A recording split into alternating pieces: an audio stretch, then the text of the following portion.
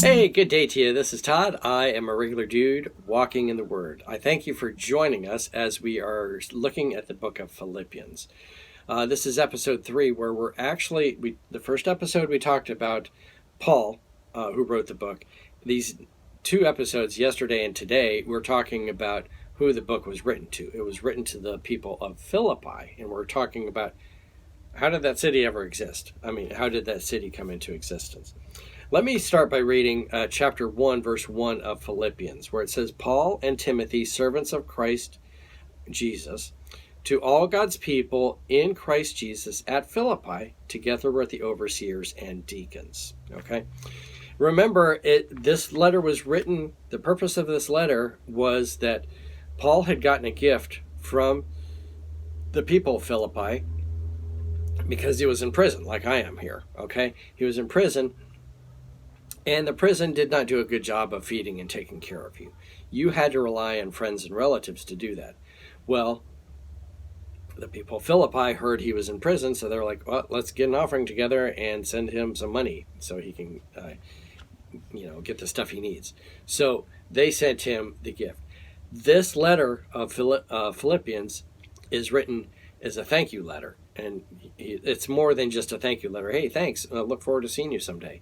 No, it's a letter, and letter long for what it is. But he's thanking them, and then it's expressing his joy while he's in prison. That's the amazing part of this whole thing. He's joyful, and he's here in prison. Are we going to be joyful when we're in prison someday? Most likely, we're going to be in prison, much like this, just because we're Christians. But Paul, he was joyful in prison. That's a big thing with this book. Let's look today at how Philippi came into existence. We talked about yesterday how Paul was traveling along. He was on a second missionary journey. He came into this area, and remember, Philippi was not in the Old Testament. It was a Roman colony, really, where soldiers were like, they had extra soldiers, and like, where are we going to put all these guys? Well, they put them in Philippi. Paul goes there, and he's expecting to find some Jewish people. There was very few Jewish people in that town, and so few that they didn't even have a synagogue. And it didn't take many people to actually have a synagogue. But they didn't have a synagogue, so the Jewish people, the little they had, were meeting by the river. Lydia, who dealt in purple cloth, was one of them, and she and her household got saved and baptized. And she invited Paul to stay with them. We're picking that up today, okay? So they're there, they're establishing the church. You think things are going fine? Not really. Let's see what happens here. This is, turn in your Bibles to Acts 16, verses 16 to 40, okay?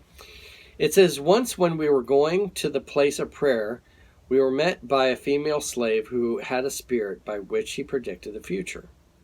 She earned a great deal of money for her owners by fortune telling. Okay, so they're out going to pray, and then this woman comes along that's a fortune teller, and that's a way to make money. Is if you tell your fortune, people will pay you to do that. And so they ran into her. Verse 17, she followed Paul and the rest of us, shouting, "These men are servants of the Most High God, who are telling you the way to be saved." She kept this up for many days. Finally, Paul became so annoyed that he turned around and said to the spirit, "In the name of Jesus Christ, I command you to come out of her." At that moment, the spirit left her. Okay? This girl was not, being a help to the ministry. You read this at first and you're like, oh, that's nice. She was helping out the ministry. No, she was probably doing this in a mocking way. But the spirit, the evil spirit within her, realized that the Holy Spirit was in these guys, okay? And Paul was ignoring this for a while, but then he became annoyed at it. The Bible says he became annoyed at it, and he cast the spirit out of her, okay? So that sounds great. It doesn't sound great, however, to the guys that own this servant and are making money off of her. Let's see what happens. Verse 19. When her owners realized that their hope of making money was gone, oh no, we lost our fortune teller. They seized Paul and Silas and dragged them into the marketplace to face the authorities. They brought them before the magistrates and said, These men are Jews, and they are throwing our city into an uproar by advocating customs unlawful for us Romans to accept or practice. Okay? They were fine with Paul and Silas all before that. There was like, oh, no problem with them. But when they lost money because their fortune teller went away, then they're getting an uproar. The same thing's going to happen to you in this day and age we live. People will be fine, like, oh, yeah, that's fine if you're a Christian. But if you ever disrupt their income because of your Christianity, look out. They're coming after you, okay? If let's say you own a strip club, all right? And, the Christians are coming around praying that the strip club closes down and stuff. And all of a sudden, there's legislation to close down the strip club. Well, the guy that owns the strip club's not going to be too happy with the Christians, all right? That's just the way it is. He was fine with them before, but when the strip club gets closed down, he's like, going to be quite mad at it. And that's what happened here, all right? Verse 22, the crowd joined in the attack against Paul and Silas, and the magistrates ordered them to be stripped and beaten with rods. After they had been severely flogged, they were thrown into prison, and the jailer commanded the guard to guard them carefully. When he received these orders, he put them in the inner cell and fastened their feet in stocks. Okay, so they were put in prison, much like the prison we have here. However, they didn't have the nice toilet like we have here in the bed.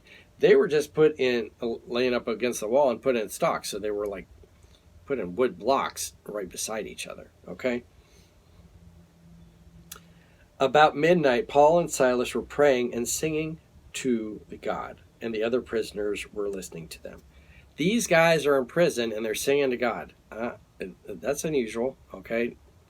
When you go to prison, you don't hear many people singing and praising God for being in prison.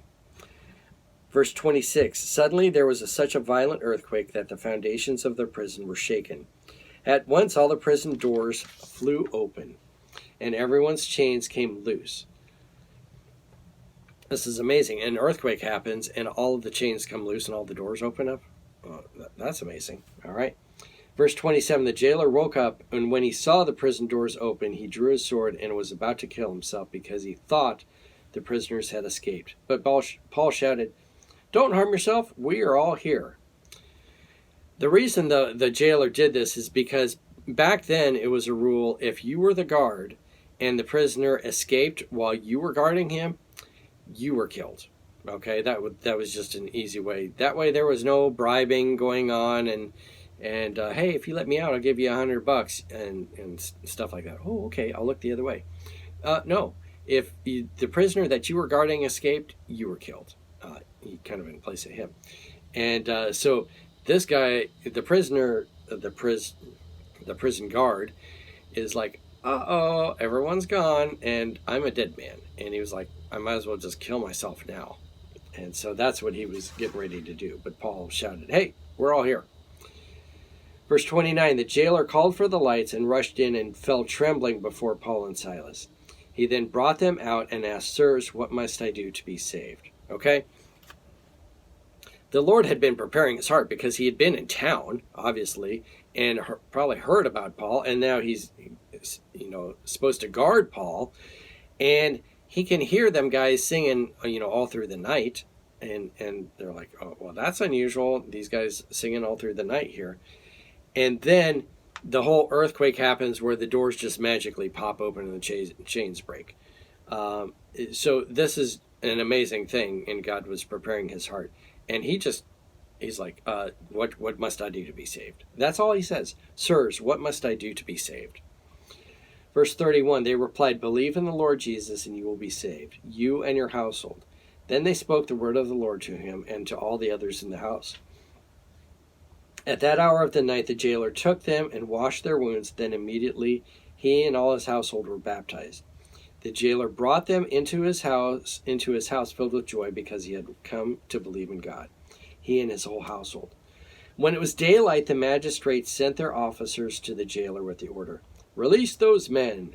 The jailer told Paul, the magistrates have ordered that you and Silas are to be released. Now you can leave. Go in peace. So just during the night, the magistrates go, well, probably a good idea for us to get rid of these guys. So they did. They said, hey, they can be released. All right. I guess people forgot about the fortune teller not making money, and so they let the guys go. Verse 37, but Paul said to the officers, they beat us publicly without trial, even though we are Roman citizens. You don't beat Roman citizens, okay? And they threw us into prison, and now do they want to get rid of us quietly? No, let them come themselves and escort us out. It's quite funny. Paul had kept it quiet that he was a Roman citizen. He does, when he writes the book of Philippians, he doesn't say, hey, I'm Paul, the apostle, and I'm a Roman citizen. Nope, he says, I'm a servant, okay? So he's probably saying that here. I am just a servant of the Lord, and keeping that whole Roman citizen thing quiet. And they had beat him, and that was a big no-no. You don't beat Roman citizens. And so that's when he says, hey, you know what? If you beat a Roman citizen, they should probably come themselves and release me, not just do it through a messenger. Verse 38, the officers reported this to the magistrates, and when they heard that Paul and Silas were Roman citizens, they were alarmed. They'd be shocked, okay? They came to appease them and escorted them from the prison, requesting them to leave the city. And I'm sure they were real nice and like, hey, we got some, hamburgers and hot dogs. If you just take the bus out of here, take the perverse bus out of here, we'd love to have you go. We even have some going away money for you. We took up a collection, and please just leave, okay? Verse 40, after Paul and Silas came out of the prison, they went to Lydia's house, where they met with the brothers and sisters and encouraged them. Then they left. Okay? That's all that happens in the book of Acts regarding Philippi. Philippi was a church, was a town, colony really, where the church was started. Paul and Silas came there, and the church was started. They met with a couple Jewish people, and the church grew. And then this little incident happens here, and then it says Paul and Silas left. Okay, that people asked them to leave, and the magistrates asked them to leave, and they left. Okay, we don't hear from Philippi again in the book of Acts, but later on you'll read the book of Philippians is what we're going through. Okay. Hey, thanks for watching. I'm just a regular dude walking in the Word, and I look forward to seeing you tomorrow as we continue looking at the book of Philippians. Lord's blessing. I'll see you then.